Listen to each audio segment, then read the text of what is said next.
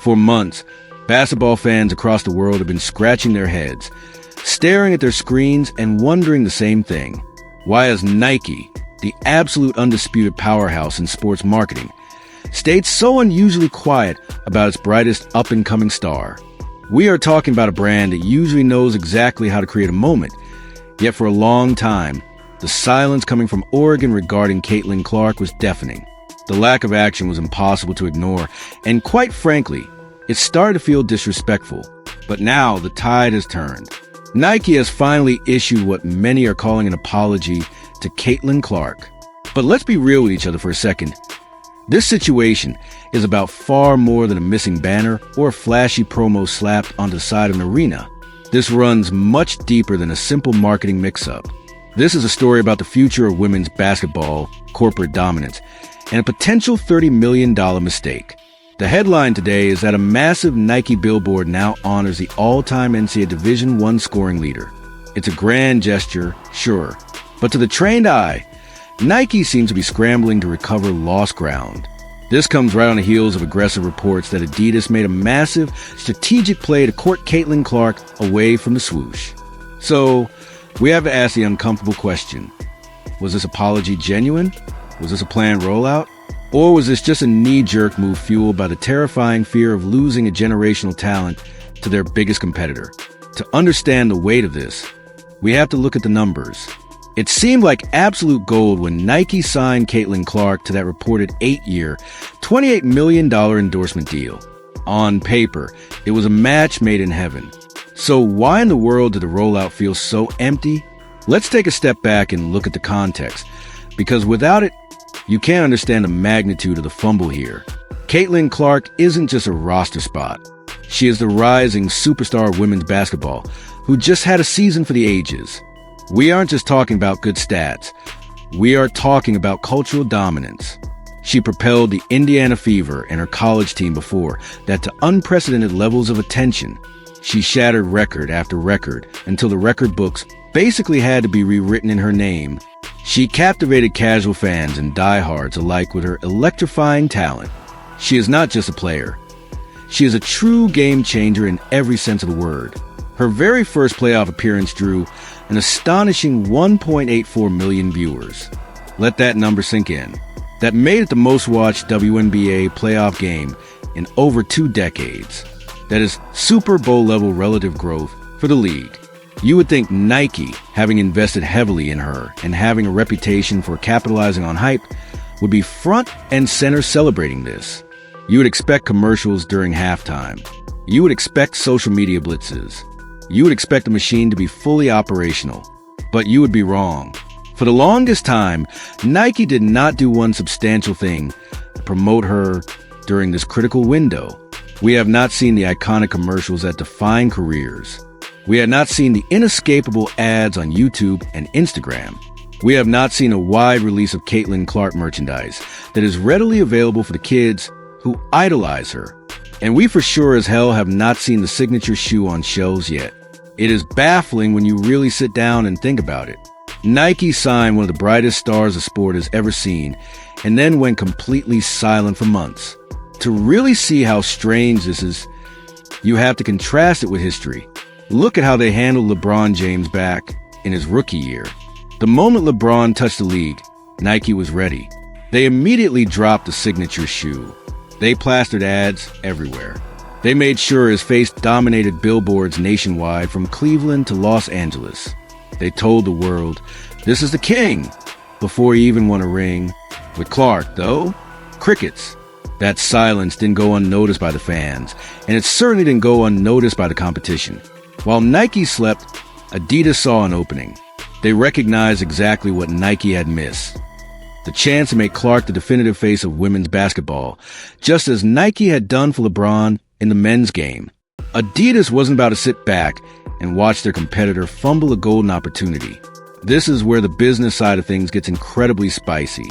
Rumors soon surfaced that Adidas was ready to make a staggering play. A rumored $30 million offer to lure Clark away if the door was even slightly open. Now, this wasn't purely about money. $30 million is a lot. But for these companies, it's about market share. It was a signal. It was Adidas saying, We value you more. We see the vision. After months of ignoring her potential, or at least appearing to, Nike finally acted. They erected a massive banner at the Indiana Fever Arena. The image of Clark stretching across the building is impressive on the surface. It's photogenic, it's bold, and it's very Nike. But let's be honest with ourselves. It wasn't just about celebrating Clark's accomplishments. Nike's move was also a defensive play. It was a clear attempt to prevent her from jumping ship. Their timing made it obvious. If this banner had gone up 3 months ago, it would have been a celebration. Going up now, this was full-on damage control. For many fans who have been tracking the saga online, the apology banner felt reactive, not heartfelt. Nike had months to highlight Clark's record-breaking season. They had the draft, the debut, the All-Star break. So many moments to plant the flag. But they waited until a real threat from Adidas loomed before taking visible action. It feels like when you only start doing the dishes because you know your roommate is about to move out. However, Caitlin Clark is a professional. When they finally did make the gesture, Clark didn't just accept it quietly or act bitter. She seized a moment, delivering a speech that turned heads and reminded everyone why she is the leader of this new generation. She spoke not only about her own journey, but about the growth of women's basketball as a whole. She talked about packed arenas, rising viewership, and fans finally investing in the sport in a major way. Clark went further, emphasizing the importance of national TV exposure and the long-term impact it could have on women's basketball. She made it clear that this isn't a fleeting trend. The sport is here to stay, and it needs platforms and partners that reflect that reality. Her upcoming signature shoe was part of that vision she discussed. But even that is a point of contention. Fans have been waiting for months for concrete news on the shoe. Now that it is finally happening and we are getting teasers, it feels less like a triumph of design and timing, and more like Nike scrambling to catch up to demand. That shoe should have been out months ago, capitalizing on Clark's phenomenal season. Imagine the sales if the shoe dropped right when the Fever made the playoffs. Instead, Nike only seemed to realize her true value once Adidas made their move. So, the community is left wondering, was a banner and the sudden push for the signature shoe a genuine show of support, or just a calculated effort to save face? Nike has a well-documented history that critics love to point out regarding their prioritization of male athletes.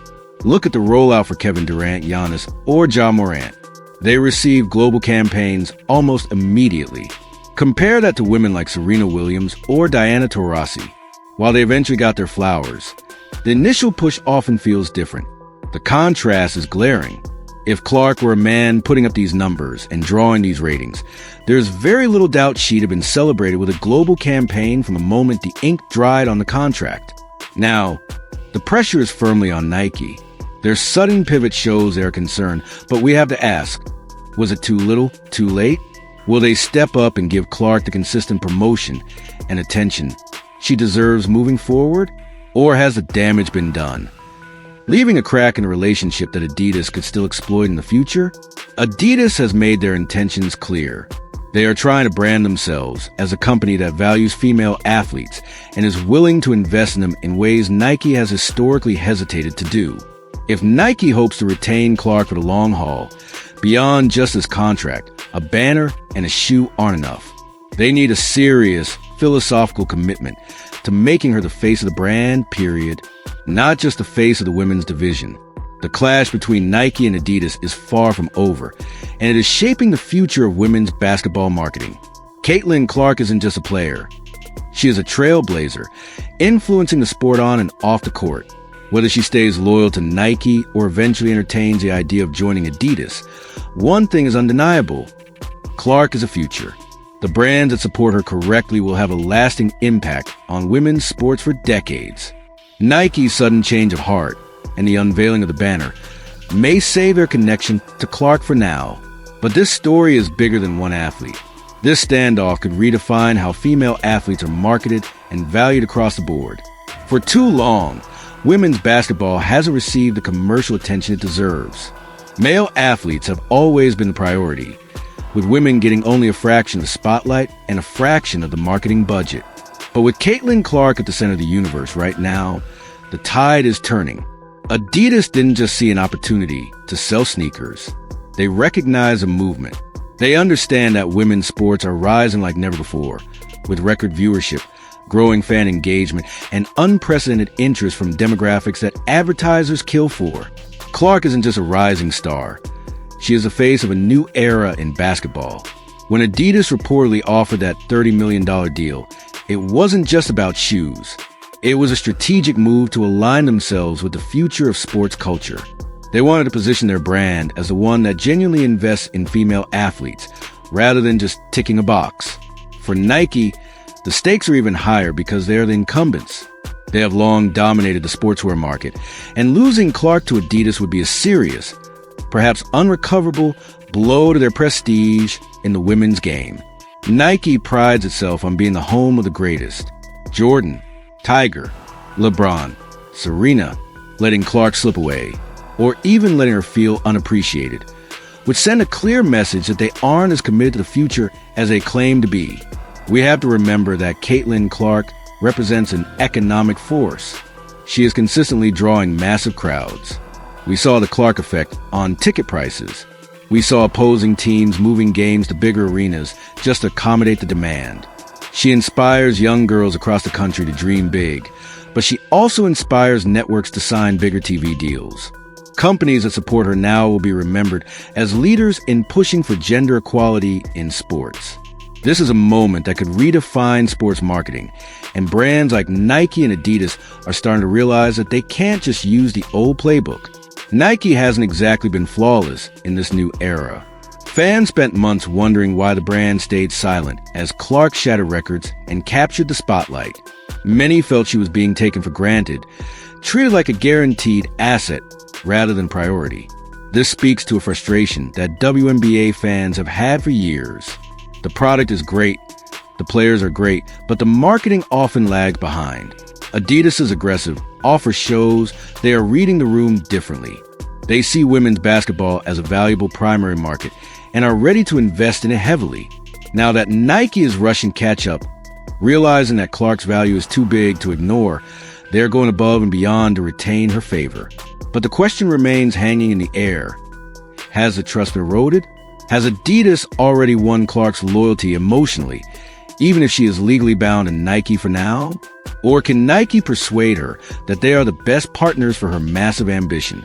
Clark herself is approaching this with the wisdom of a veteran. She isn't rushing into any public disputes. She isn't blasting Nike on social media. Instead, she is using her platform to focus on the bigger picture. At Nike's recent event, she emphasized that her mission isn't just personal success. She is advocating for the ecosystem. Her success is tied to the sport's success, and that is what makes her so influential. She knows that if she gets a signature shoe, it opens a door for the next girl. If she gets a massive billboard, it normalizes seeing women athletes on massive billboards. Then there is the issue of the signature shoe itself. In basketball culture, a shoe is more than merchandise. It is a status symbol. It is a coronation. It says, "You have arrived." For an athlete, it is a statement that you are a pillar of the sport. For Clark, a signature shoe represents more than personal achievement. It symbolizes progress for women's basketball. We have seen signature shoes for women before. Cheryl Swoops, Lisa Leslie, Candace Parker, Brianna Stewart, Sabrina Ionescu. But Clark's shoe feels different because of the mania surrounding her. When LeBron James got his first signature shoe, it was a game changer because Nike was saying, he is the future. Now Clark is in a similar position. A signature shoe for her isn't just about boosting her profile. It would send a message that women's sports deserve the same investment in innovation and design as the men's line. However, timing is everything in retail and in hype. Fans have waited months for news of Clark's shoe while Nike hesitated or kept things under wraps. Meanwhile, Adidas has made it clear they are ready to go all in. If Adidas were to release a signature shoe for a top female athlete before Nike got the Clark shoe out the door, it would be a massive win for brand and a wake-up call for Nike. It's a race, and right now, Nike looks like they stumbled out of the blocks. The bigger picture is crystal clear. Caitlin Clark is showing the world that women's sports are a major market with millions of fans ready to engage, spend money, and watch games. Previously, female athletes were often ignored while male stars got the spotlight. Nike's apology and efforts now may be genuine, or they may simply be a reaction to Adidas's aggressive play. Either way, they are finally acknowledging that losing the narrative on Clark is an option. For now, all eyes are on Clark and the decisions she will make in the coming years. Whether she stays a Nike lifer or eventually joins the Three Stripes, one thing is certain. She is more than a basketball player. She is a force changing the game on and off the court. So, I want to turn this over to you guys, the fans who have been watching this unfold. What do you think? Was the banner enough? Will Nike step up and finally give Clark the promotion she deserves?